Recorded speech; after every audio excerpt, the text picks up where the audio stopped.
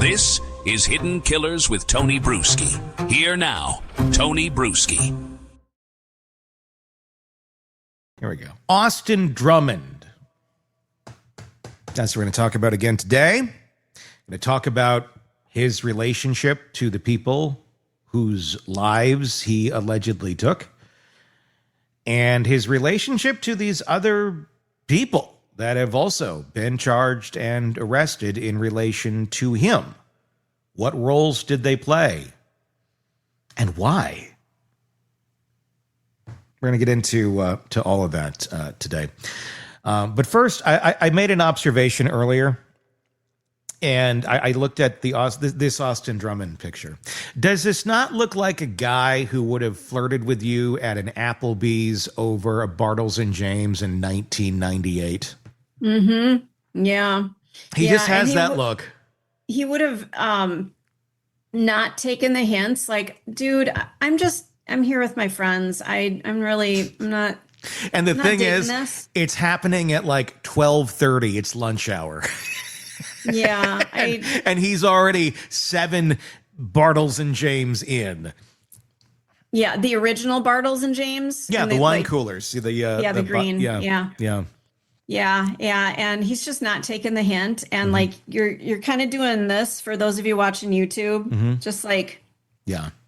Can we like leave the bar and go sit in a booth or something? Cause this guy's driving me nuts. Baby, I'm going to get us some free boneless wings. You want another B&J? Oh, what did I just say? Oh, double entendre. Get it? That's exactly. That's that guy. That is how I envision interacting with him, or someone watching a woman interact with him as I watch in horror. It's cringe. Because he has that cringe about him. But that's not what we're talking about. That's maybe what would happen in 1998, but he would have probably been a kid, or not. Maybe I don't even know how old he is. What really makes this case crack open at the seams, it is not just the carnage in this thing, and there's carnage. There's a lot of carnage in this. The bodies, the baby left in the stranger's car seat, but the web of connections tying it all together. I want to walk through that. We talked about the baby and how horrific that whole thing was, but thank God it's alive. Drummond wasn't a random intruder. He was dating into this family, okay? The family that's lives were stolen, allegedly, by him. Not just a cousin or a distant contact, but the daughter of one victim. So think what that means. The young woman he was with was sister to 2 of the victims and the daughter of the third. So he wasn't walking into an unknown home. He was at the dinner table, familiar if he had been there before. That meant he knew their lives, their routines. He recognized their rhythms. And tragically, he weaponized that closeness. Makes you wonder, like, did they know this was, did he barge in and do this? Was it, he just kind of got in there calmly, assuming that there had been calm prior to this. And then all of a sudden did it in such an unsuspecting way, no one knew what to do. Adrianna Williams is 20. It's the mother of the baby he allegedly left behind. Her mother, Cortney Rose, 38, was the matriarch of the family. Braydon Williams, just 15, was Adrianna's brother, and James Wilson, Adrianna's boyfriend, was the baby's father. He was tied to the family by love, not blood. Drummond allegedly ended all 4 of their lives in one night, and yet spared the child, his girlfriend's niece. Why? Well, that question's still sitting in the air like static. The girlfriend, unharmed in public records, or unnamed rather in public records, is reportedly the eldest daughter of Cortney Rose, the half-sister to both Adrianna and Braydon. That made Drummond's romantic link to the family not only real, but direct. He wasn't just a presence at birthdays or cookouts. He was, according to the Tennessee Bureau of Investigation, in a relationship with the sister of two of the victims and daughter of the third.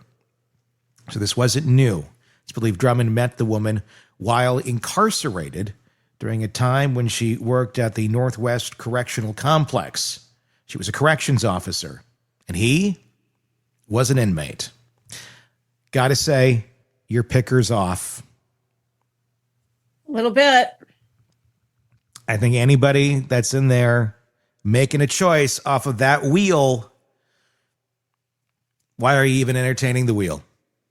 Yeah. Well, that job didn't last long. Records show she was terminated in October of 24 for abandoning her post, but the relationship didn't end. After Drummond was released on bond, the two reportedly remained involved, and by the time the summer of 2025 rolled around, he had direct access to the people closest to her, her mother, her siblings, and her extended family. What no one could have known, or perhaps did and said nothing, is that Drummond was allegedly in a tailspin. His record stretched back over a decade. He'd committed armed robbery as a teenager. He'd made threats while incarcerated. There were reports of violence and intimidation inside prison walls. Even his release wasn't clean. He'd been charged with attempted murder while behind bars and was still awaiting that trial. So when that baby was placed on a porch in Dyer County, alive, untouched, it wasn't the beginning of a crime. It was the aftermath. It was a smoke signal left after the fire. Investigators later found the 4 bodies in a home in Lake County. A targeted attack, that's how law enforcement described it. Not random, not spontaneous. It was personal, as in the killer knew exactly who he wanted dead. Then came the manhunt. Statewide scramble to find a man now considered armed and dangerous and completely off the grid, except he wasn't. Drummond headed to Jackson, Tennessee, where his support network lived. And that's where the story really picks up speed. And this is what I've been very curious about, how all of these dots are connected. So they didn't just track his movements. They started arresting the people around him, not family, not blood, but close, people who allegedly helped him disappear, people who may have known what he'd done and chose to help anyway. The first was Tanaka Brown. She's 29. Or he was arrested in Jackson and charged with accessory after the fact to first-degree murder, as well as tampering with evidence. The tampering charges matter. It suggests that this person didn't just offer a couch to crash on, allegedly tried to make something disappear. A phone, a weapon, a car, you don't know. The kind of evidence that puts you in a courtroom, whether you pulled the trigger or not. But we do not know exactly what the connection was or how that charge is based. Then came Giovonte Thomas, also 29. Thomas was already behind bars when the warrant hit. He was serving time in Madison County on unrelated charges. That means Drummond's circle wasn't just tight, it was very criminal. These weren't high school friends or coworkers. They were men with their own rap sheets, the kind of people who understood the stakes and still allegedly got involved. And then there's Dearrah Sanders, just 23, arrested in Jackson, charged the same way, accessory after the fact. Her connection to Drummond is less clear. Friend, romantic interest, co-conspirator, we don't know. But the result is the same. She's now part of a case that's drawing national attention, and her role is being dissected in court. None of them have offered public statements. Prosecutors haven't detailed exactly what each person did, but the arrest followed a pattern. One by one, the walls around Drummond came down. His phone lines, his drivers, his hiding spots. Investigators weren't just looking for him. They were isolating him. And it worked. Because when Drummond was finally found, crouched in the woods with a rifle, he was alone. That week on the run wasn't just a logistical problem for law enforcement. It was a psychological one for the public. A man had killed 4 people, including teenagers and a young couple, and had managed to vanish. Families in the area were locking their doors, checking their security cameras, living with the idea that someone capable of that kind of violence was still out there. When he was caught, it wasn't dramatic. There was no shootout, no final act, just a tip, a sighting. Police were already closing in when a citizen reported seeing someone moving through the trees. That was enough. Drummond was taken into custody, and the question that has been boiling finally had to go somewhere. So, why did he kill the people? Leave the baby? What role did the girlfriend play, if any? Was this about control, rage, revenge? Investigators say they're still working to understand motive. But when someone with this much access to a family decides to turn on them, it's rarely about one thing. Girlfriend has not been charged. There's no indication that she was present during the crime. But her absence in the victim list is part of what makes the case very eerie as well. Everyone close to her in that household is gone except her and her niece. The baby who now represents not just loss, but survival. So what are your thoughts? There's a lot of mixing and matching in this. Let's start with the family and the connection there. Obviously, I'd want to know a lot more about how often did they interact. You know, was there something? I wonder what the relationship was with the girlfriend with the family. Were they all tight? Were they at odds? Did he kill them as a way to punish her for something? There's a lot of possibilities there. Feels very vengeful. Like something happened and this was the payback. It was either in a rage because he was, in his view, protecting or getting back at them for something she told him about her family. Or I'm going to go with option number 2. Okay. Again, it's all speculation here. I think it's going to be something because the girlfriend is still alive. He did this to hurt her. Yeah, left her alive so that she could deal with the trauma and the aftermath, because and the that baby is the best revenge. You know, if you don't want that piece of it, you get rid of them too. And the baby, and then if I mean, if knowing that maybe this is going to be who's going to end up raising the baby, then that's a reminder every single day of what he did to her. I mean, if this guy is the monster type character he seems to be, then you're dealing with, very likely very narcissistic ways of thinking. And that being said, that would probably be the motive there. Unless, I mean, again, we don't know yet. There's so many questions, but I could see that being the reason for it. If not a valid reason, but the motive in his mind. It's like what the mob does. It's if you want to hurt somebody, you're going to, more than anything, you're going to take out their family and leave them alive. One of the things that I find really frustrating about, and this is not a statement on what we do, but I find, we do these segments and we have so many questions, and these questions will never be answered. And I'm a very inquisitive person. I want to know why. Yeah. I mean, my mom always said that when I came out of the womb, I was like, why? That was the first thing I was always like, when I could talk, I was asking why. I wasn't asking, for M&Ms. I just wanted to know, why are we doing things the way we are? Why did he leave the baby? Why did he do this? Why did Kohberger do this? Why did Karen I mean, all the cases that we followed, I need answers and we don't get them. Why did these nuts melt in your mouth, not in your hands? Oh, they melt in your hands. They do eventually. Yeah, they do. Yeah. Let's not kid ourselves. Why are they lying to us? What are they trying to hide? Exactly. The M&M conspiracy. Mm-hmm. There we go. That's how my brain works. And it's like, why? Why did they? And not that, and that's the thing. I mean, I know at the end of the day, it's easy to say, well,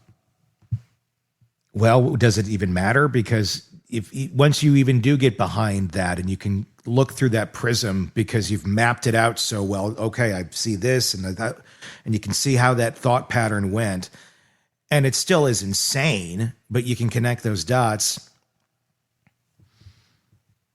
Does it matter? I mean, I think it makes you think deeper. I think it makes you, it strengthens that muscle, I think, in many of us. And I think that's why a lot of people like true crime, because it strengthens that curiosity muscle.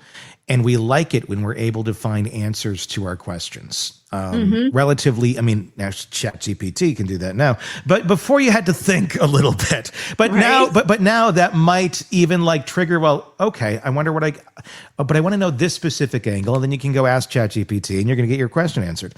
But it strengthens that muscle of curiosity. And I think a lot of us realize the more, I mean, it can go opposite, but I think the more curious we are at times, I think it feels, I guess, like you're more in control of an uncontrolled world. If you can identify all the escape paths or the 500 different possible things that could go wrong in this scenario, it's a false sense of security. Yeah. But I think it's like it's exercising that muscle, and it's kind of touching all those places that give us that sense of security, because wow, I've seen this, I understand that more now, so I can look out for that if I'm ever, in some ridiculous circumstance that you'll never be in. But in your mind, it's more security. And it's not bad to be more aware. I think it's a great thing that people are more aware of their surroundings and take more precautions to prevent people from just walking into your home. So I think it's great, but it can also get to an obsessive level where then you're just fearing leaving your house. But there's a healthy dose, and I think if people can take it at that healthy dose, which I think most do. It's a good thing, but anyone could obsess on anything. But why is it such a intriguing thing to so many? I think it's that sense of security, because it's information, and that makes you feel more secure. Yeah, I think that's a really good way to land on that, because in a case like this, we probably are not going to find out that answer. We may find out that the reason he left the baby, he didn't know what to do with the baby. The baby had never done anything to him. He wasn't going to kill the baby. Yeah. Carelessness. I mean, who knows? It may not be as deep as I was making it, where it's like, I'm going to make you think like this about this, very, movie-esque. Or it might be. We just don't know the guy's intelligence level. He could just be a complete maniac too. But because it looks like he had a lot of run-ins with the law before. He does kind of look like a dope. So I don't know that there's a lot of forethought, or maybe there is. I don't know. We just don't know enough yet.